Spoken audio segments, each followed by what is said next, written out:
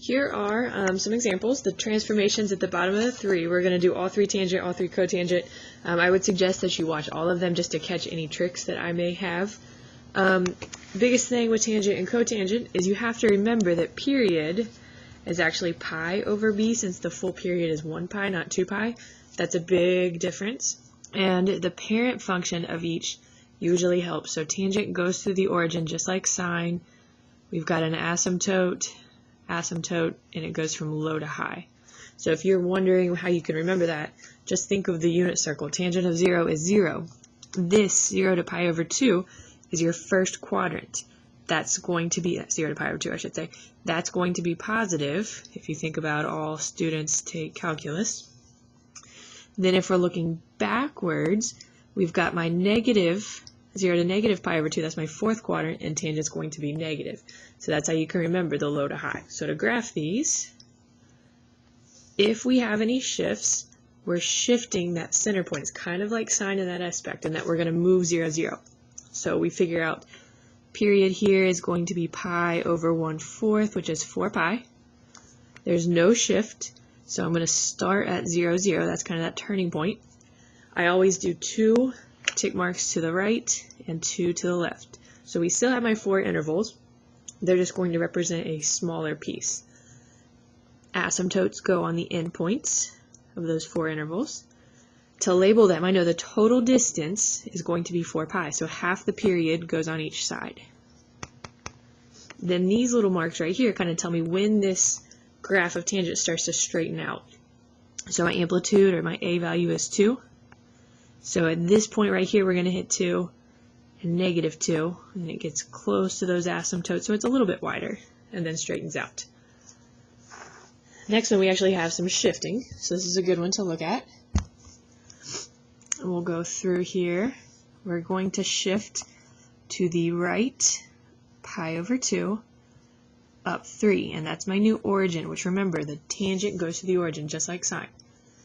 A value is 1, so I'm only going to have to go up and down 1, so that's going to be nice. Then I have to put half my period on each side, so my period here is just 1 pi. So I'm going to put 2 tick marks, and I know that I'm going to take half of the period on each side, so since I started at pi over 2, that's how I knew one of the asymptotes was going to be that y-axis right there. Positive tangent, so we're going to go up here, down there, and it's going to look like that. And then the last one real quick, we're shifting down 1.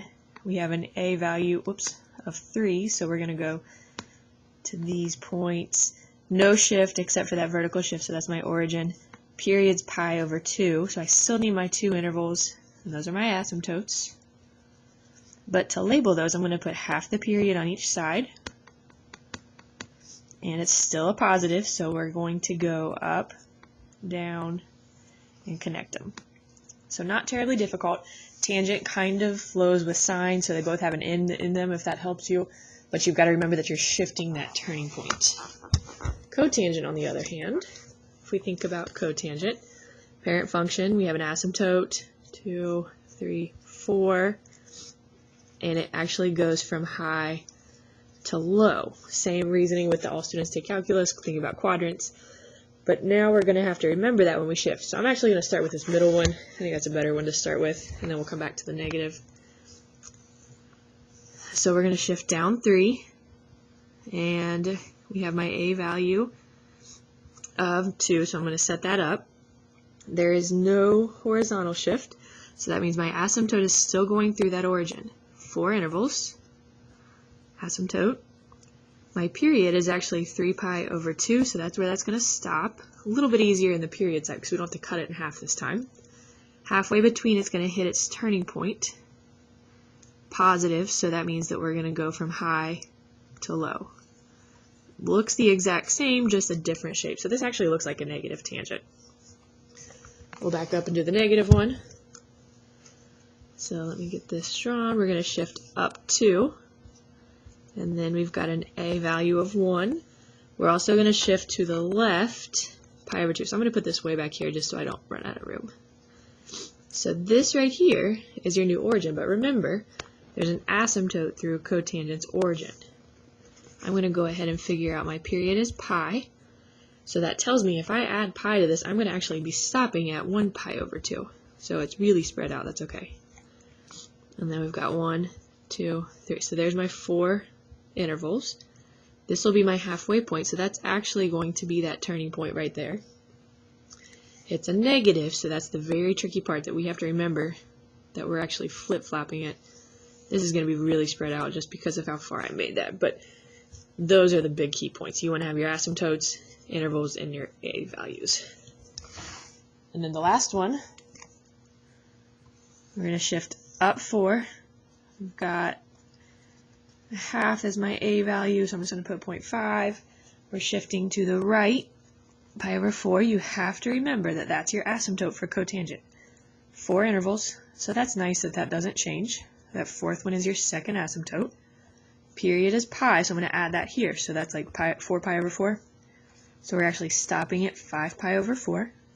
Halfway between is where it hits the turning point, and it goes from high to low, and that would be your sketch. So that overall, very simple to graph them. You just have to remember the key parts. Tangent goes from low to high. Cotangent goes from high to low. Tangent has the turning point at the origin. Cotangent has the asymptote at the origin. If you can keep those straight, or at least think back to your unit circle to figure that out, these will not be hard at all.